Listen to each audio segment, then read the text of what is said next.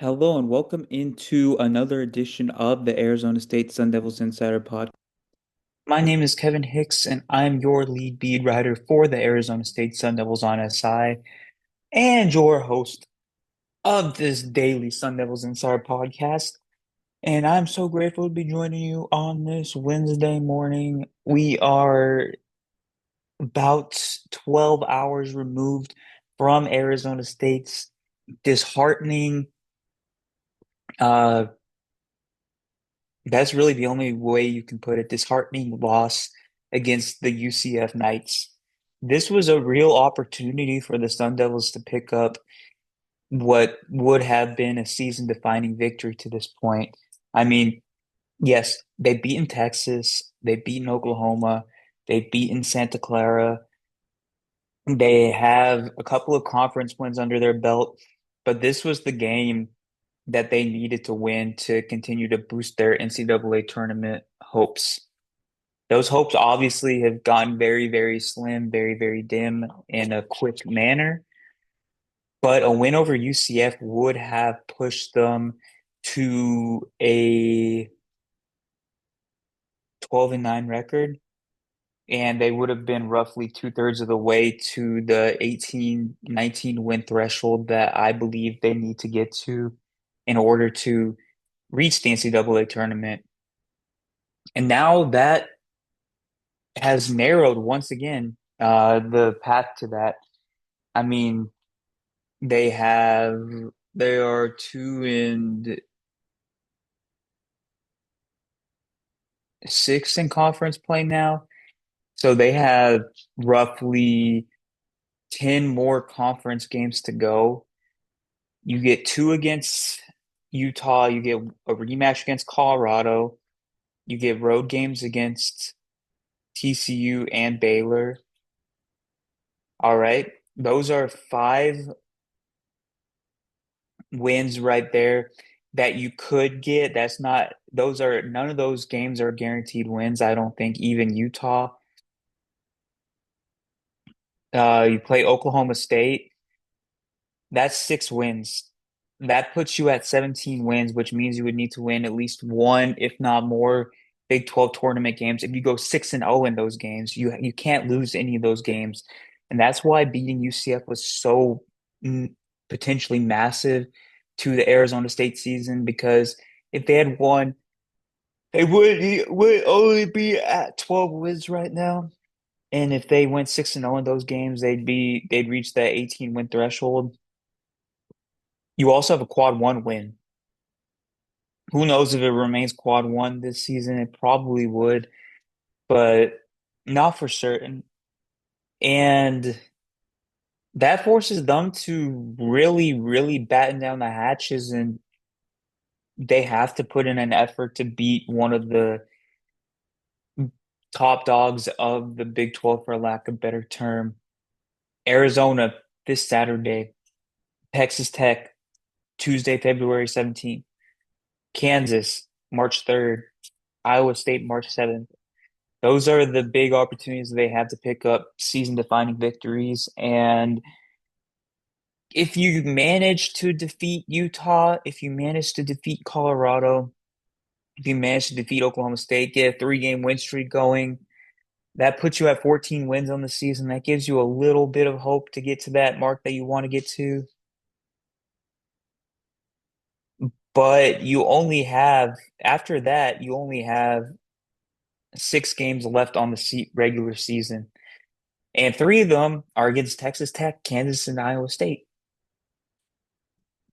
If you can steal four more of those games, you can steal four of those 6 games, beating Baylor, beating TCU, beating Utah, and then beating one of the elite teams in the league.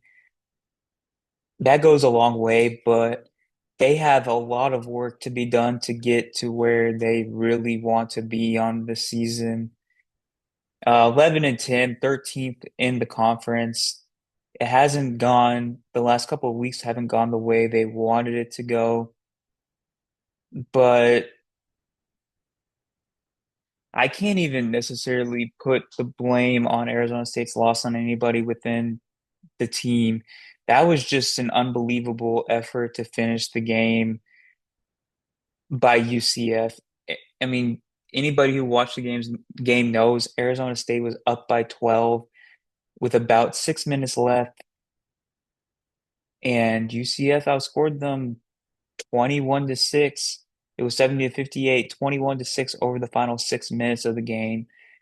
Yeah, Arizona State's offense did stagnate. Yeah, Mo Odom fouled out, committed an uncharacteristic turnover that virtually put the game in UCF's hands.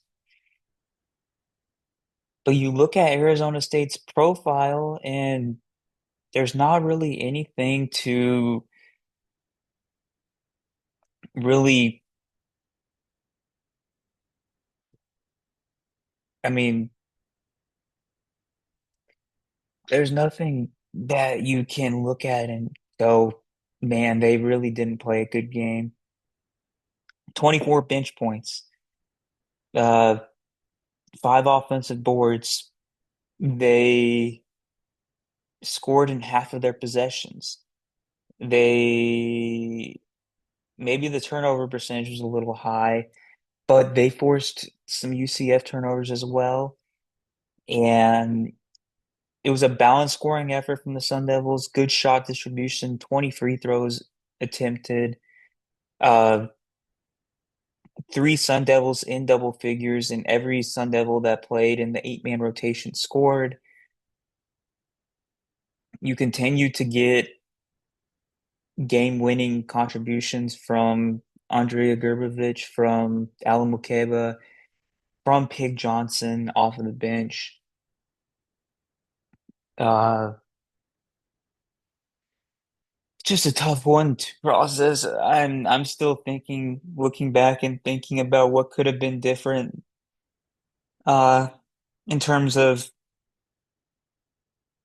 getting an actual different result for the Sun Devils.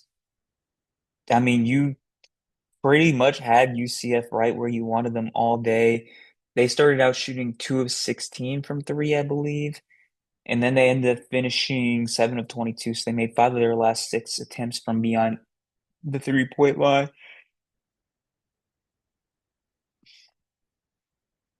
I mean, this was also a game. I said, watch out for Devin Cambridge to have a game where he really makes a massive difference.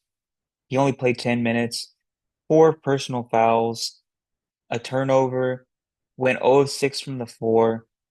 He had a rough game. Riley Kugel struggled for a little while, but he put it together. Themis Fulks had a rough game from the field, but he got to the free throw line a lot. I mean, it is what it is. I think that we have a good idea of what's to come on Saturday at noon against number one ranked Arizona. We'll see if Bobby Hurley's squad has enough fight to give Arizona another tightly contested battle. That remains to be seen. Until then, Bobby Hurley's team has 3 days to hit the practice courts, get back to the drawing boards, figure things out.